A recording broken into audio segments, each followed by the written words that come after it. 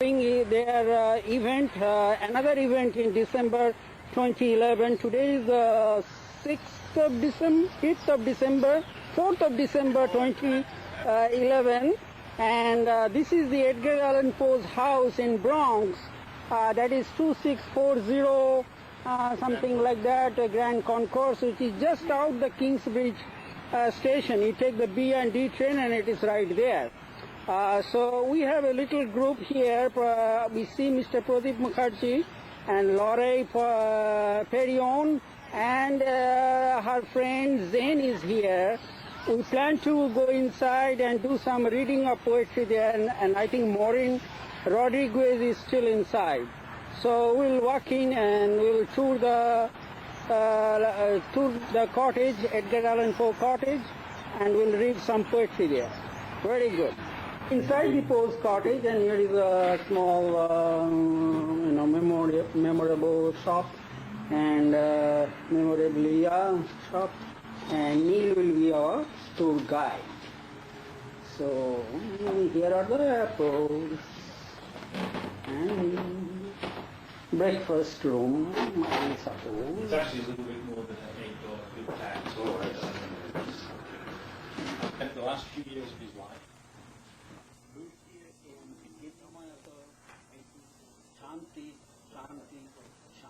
Shanti means peace.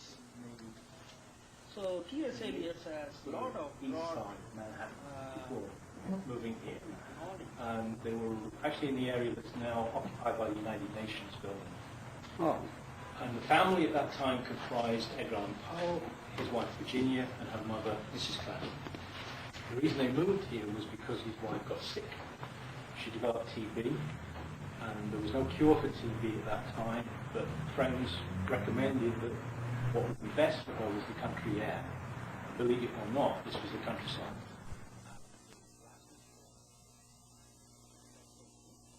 But we publish a journal, magazine, e-magazine, that is called Flute, and if you are a member, you can publish in there. You have to join the group. We are at the Cottage at that time was not on this side. It was actually located across the street.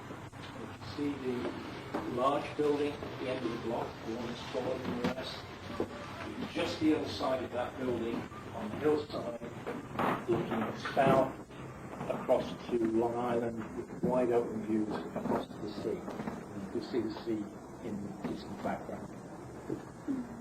The cottage was physically moved here about 1913 by New York City when there were other needs, other demands on the land. And this area here had already been designated as the Poe Park as early as 1900. So it was quite logical to move the cottage onto the park where it could be better taken care of and where it would stand the test of time. It didn't really do that. Well, I grew up near here, and I used to look at the building and looked like it was about to fall down. Find another one that will give you the same sense of how a working class. So let me invite. This is very much a unique example of how other parts of the Northeast, but here in the city, the only other house museums tend to be people who are richer and famous, not just famous. And although he's undoubtedly successful as a writer, he wasn't successful at making money for this. And he made some money from editorial work, he made some money from his own writing, but the sum total wasn't very much. And at times it wasn't enough to keep the household going. And they were recipients of charity at times. Neighbors would give them food, maybe a few eggs, chicken, and so on. Mrs. Clem is reported to have gone out foraging for food. She would pull dandelions and use them on salads. They lived a difficult life. And what we have here today is a cottage that's furnished very much as a typical sort of lower middle class or working class family would have been able to live in the poor at that time. All except two of the items in the cottage are not of the cottage. They're items that have been donated by private individuals. museum collections, and they've been selected on the cottage. But they've also been selected as being typical of things that would have been affordable by the Poe household. People would have cooked on it, and also it would have been used as sort. This way, we won't have to be fitted for boxing gloves when push comes to shove, so that we can fall back in love. Thank you. Made by a section of Bronx in the 1850s, but it's typical of the sort of stuff that would have been here when the Poe family lived in the cottage. It would have been either wood burning or coal burning, and in this case I would suggest it probably was wood burning.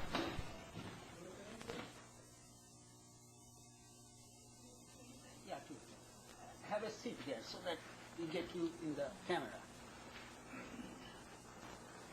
That's what I feel. Grand Concourse or? Doesn't matter, you know. You can do it. You can do that. So this is the living room, and this is the rocking chair which was part of the household. This was used by our a little bit shaky, being recovered, but it still works. Still rocks. The writing desk is very interesting. It's actually a travelling writing desk. The table underneath is separate, so the table doesn't belong to it. And this folds up and locks up as a handle for carrying. The sort of thing that a military person, maybe a captain or a colonel in the army might use on a campaign, or a travelling writer who's going off on a trip to Richmond or Baltimore might want to take his correspondence and writing with him. It's like a Victorian laptop. Then they had laptops, didn't they? Absolutely. Very much as it would have been when Poe was here. And you can see just how rural it was. Nothing, just trees and shrubland and farmland. The picture underneath it is a museum exhibit from the Brooklyn Museum from 1959. What the Brooklyn Museum, they were looking for examples of typical period interiors for the museum exhibit, and they used Poe's description to create their mid-19th century interior. What you'll see there is very much... His birthday is in January, right? Yes, I believe it is. And those two paintings are they from Houston? The age of 23.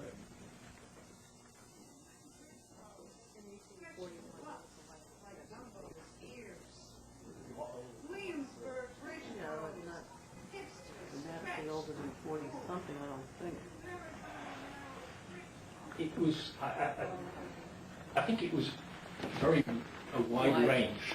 I mean, I think there were people that survived until their 70s, but there were also...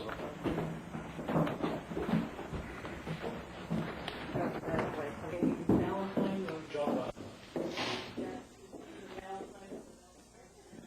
They have a lot of activities.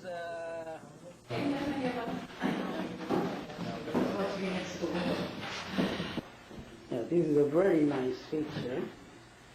But this is quite modern, I think. This is looking at a date that begins with a 19 down Yeah, so it's a recent rendition of Poe's portrait, and it's a very good portrait.